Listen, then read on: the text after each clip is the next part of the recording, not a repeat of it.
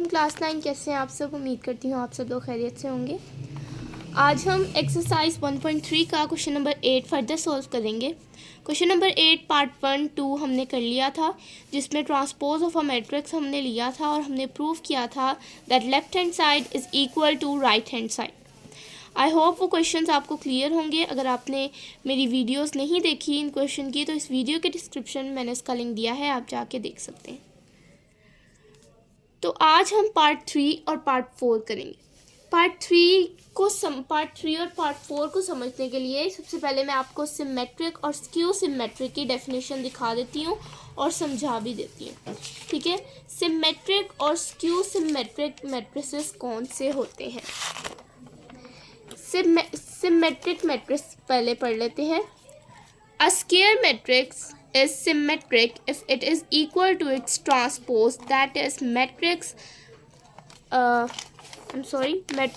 A symmetric if A transpose is equal to A। वो कह रहे हैं एक स्क्वायर मैट्रिक्स सिमेट्रिक तब होगा जब वो उसके अपने ट्रांसपोज के इक्वल हो, ठीक है। तो पहली कंडीशन क्या आ गई कि स्क्वायर होना चाहिए और वो किसके इक्वल हो? अपने ट्रांसपोज के इक्वल हो, ठीक है।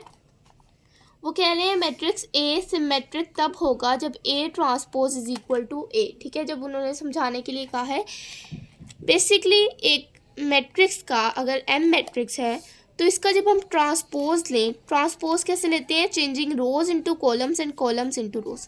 तो जब हम वो लेंगे तो वो इक्वल होगा ए के, ठीक है। इसकी बहुत सारी एग्जांपल्स हैं। शॉर्ट सी एग्जांपल मैं आपको देती हूँ। जैसे तीनों वैल्यूज़ आपके पास सेम है, जैसे आपके पास 2 2 2 2 है, तो जब आप इसका ट्रांसपोज लेंगे, इसको चेंज करेंगे तो ये same as it is A के बराबर आएगा। So A transpose is equal to A, then it is called symmetric matrix. तो ये क्या कहलाएगा? Symmetric matrix. अब आ जाते हैं skew symmetric matrix. Skew symmetric कौन सा होता है? स्क्वायर मैट्रिक्स ए, इसमें भी क्या कंडीशन है कि मैट्रिक्स स्क्वायर होना चाहिए। Is said to be skew symmetric if A transpose is equal to minus A. यानी यहाँ पर अगर ए का जब हम ट्रांसपोज लें तो वो जब ए का ट्रांसपोज लें और ए का नेगेटिव लें, वो आपस में दोनों इक्वल हों, तो इसका मतलब है कि ये स्क्यू सिमेट्रिक मैट्रिक्स है। आगे करेंगे तो आपको ज़्यादा क्लियर हो जाएगा। तो हम बेसिकली पार्ट 8 कर रहे हैं। पार्ट 8 क्वेश्चन 8 का पार्ट 3 और 4 कर रहे हैं, जिसमें स्क्यू सिमेट्रिक और सिमेट्रिक हमने करना है, स्क्यू सिमेट्रिक। तो सबसे पहले पार्ट 3 करते हैं। पार्ट 3 क्या है? A plus A transpose is symmetric. अब स्टेटमेंट को थोड़ा सा समझें। A plus A transpose is symmetric का मतलब है, आपको सिमेट्रिक का तो मतलब पता है। सिमेट्रिक मतलब कि A transpose is equal to A. तो वो कह रहे हैं जो ए प्लस ए ट्रांसपोज का जो आंसर आएगा ना, जब इसको सोल्व करेंगे तो वो सिमेट्रिक होगा। वो सिमेट्रिक होगा यानी आप समझ लें कि ए प्लस ए ट्रांसपोज का जो आंसर आएगा वो ए होगा। और हमें सिमेट्रिक मैट्रिक्स की कंडीशन क्या है कि ए का ट्रांसपोज इज इक्वल टू ए, यानी इसका जो आंसर आएगा उसका अगर हम अगेन ट्रांसपोज लेंगे तो वो ए के बराबर ही आ जाए, इसके बराबर ही आ जाएगा। यानी ए प्लस ए ट्रांसपोज अभी हमारे पास यहाँ पर क्या है, कंसीडर कर लें कि इसका जो ये ए है, ठीक है, ये सारी वैल्यू क्या है हमारे पास ए है, या आप बी भी कह सकते हैं कि इसका जो आंसर आएगा ना, जब हम इसको सोल्व कर लेंगे, जब इसका आंसर आएगा ना तो उसको आपने डिक्लेयर कर देना है कि ये ए है। और कंडीशन क्या है सिमेट्रिक की? A transpose is equal to A. तो अब जब इसका आंसर आ जाएगा तो हम उसका दोबारा ट्रांसपोज लेंगे, क्योंकि हमने पढ़ा है A transpose is equal to A, और वो कह रहे हैं कि ये जो है ये सिमेट्रिक है। तो इसका क्या मतलब है कि ए सिमेट्रिक है। अभी हम करेंगे तो आपको समझ आ जाएगा। ए हमारे पास क्या है 1 2 0 1, प्लस कर लेंगे ए ट्रांसपोज। ट्रांसपोज कैसे लेते हैं? Changing rose into columns and columns into रोज। 1 0 है, 1 0 हो जाएगा इस तरह से। 2 1 है, 2 1 हो जाएगा ऐसे, ठीक है। ये हमारे पास हमने ए का ट्रांसपोज ले। अब जब हम इसे ऐड करेंगे तो एडिंग में हमारे पास 1 + 1 2, 2 + 0 2, 0 + 2 2, 1 + 1 2, तो ये हमारे पास आ गया 2। अब ये आ गया। अब हमारे पास इसको वो कह रहा है कि ये जो है ये सिमेट्रिक मैट्रिक्स है, इस आंसर को वो कह रहा है। ठीक है, तो हमने यही प्रूफ करना है कि ये क्या है, ये सिमेट्रिक मैट्रिक्स है। कैसे प्रूफ करेंगे, इसका ट्रांसपोज लेके, क्योंकि हमने कंडीशन क्या पढ़ी है, that A transpose is equal to A। ये कंडीशन पूरी हो जाए तब हमारे पास सिमेट्रिक है। अभी हमारे पास ये क्या है, इसको कंसीडर कर लें, ये A है। ठीक है, ये A है हमारे पास।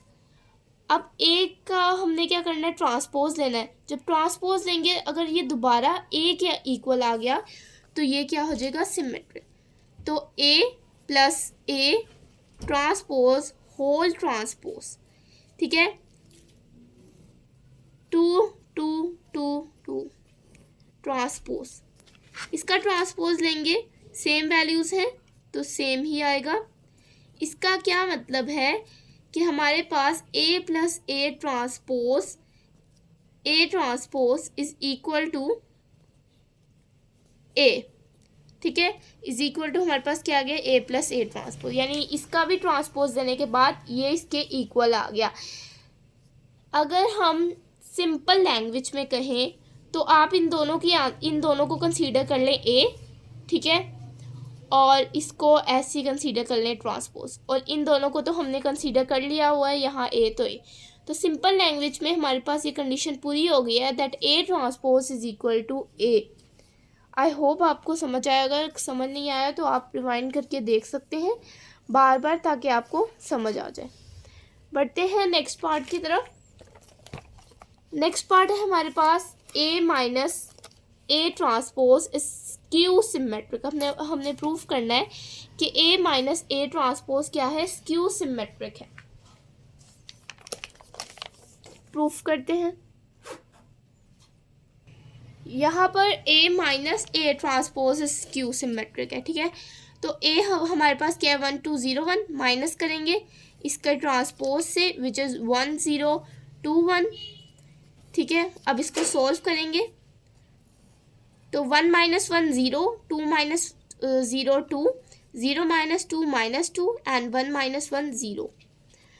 अब उन्होंने कहा है अब जब हम इसका नेगेटिव लेंगे तो ये स्क्यू सिमेट्री, यानी जब इसका नेगेटिव लेंगे तो हमारे पास अगेन क्या आंसर आ जाएगा, सेम आंसर आ जाएगा इसके बराबर।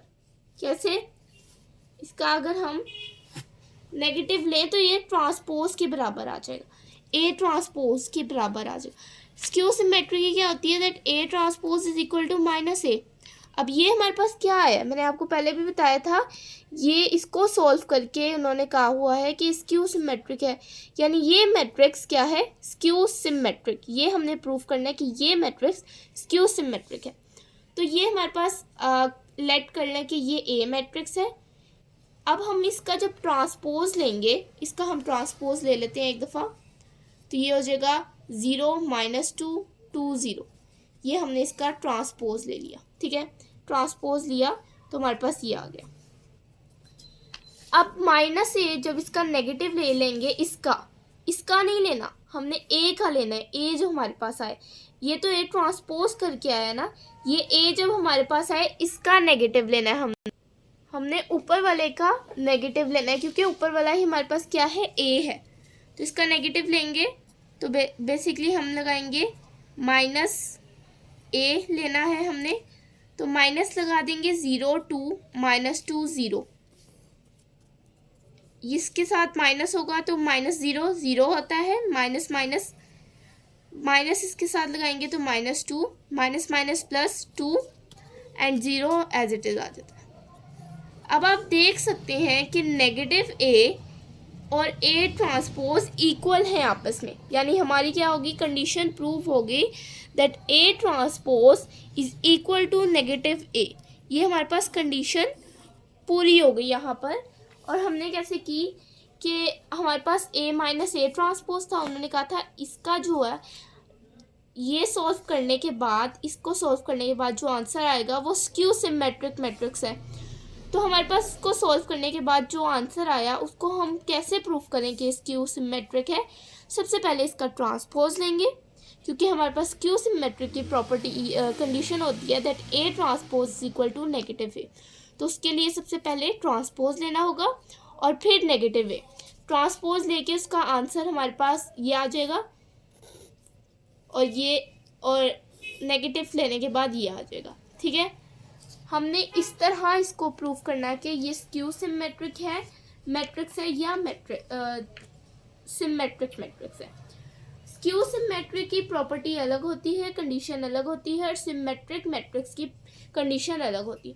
सिमेट्रिक मैट्रिक्स की कंडीशन होती है A transpose equal to minus A negative A, और स्क्यू सिमेट्रिक की ये स्क्यू सिमेट्रिक की होती है। और सिमेट्रिक मैट्रिक्स की प्रॉपर्टी होती है कि A is equal to A transpose, यानी उसमें ए जो हमारे पास एक्चुअल वैल्यू होती है उसका ट्रांसपोज लें तो वो उस एक्चुअल वैल्यू के बराबर ही आता है। तो ये दो कंडीशन आपने याद रखनी है ताकि आप प्रूफ कर सकें। ये क्वेश्चंस शॉर्ट में आते हैं, ए माइनस ए ट्रांसपोज ये प्रूफ करना, या फिर left hand side right hand side, ये सब शॉर्ट में आते हैं। तो इन क्वेश्चंस की ज़्यादा से ज़्यादा प्रैक्टिस करें। अगर आपको कोई कन्फ्यूजन है तो आप इस वीडियो के कमेंट बॉक्स में बता सकते हैं अपने इश्यूज़। अगर आपको आज का लेसन समझ आया हो तो इस वीडियो को लाइक करें, मेरे चैनल को सब्सक्राइब करें और बेल आइकन को प्रेस करना ना भूलें, और अपने फ्रेंड्स के साथ शेयर करें जिनको इन क्वेश्चंस में प्रॉब्लम है। मिलते हैं नेक्स्ट वीडियो में जिसमें हम करेंगे पार्ट 5 एंड पार्ट 6। उसी के साथ हमारी एक्सरसाइज कंप्लीट हो जाएगी इंशाल्लाह। अल्लाह हाफिज़।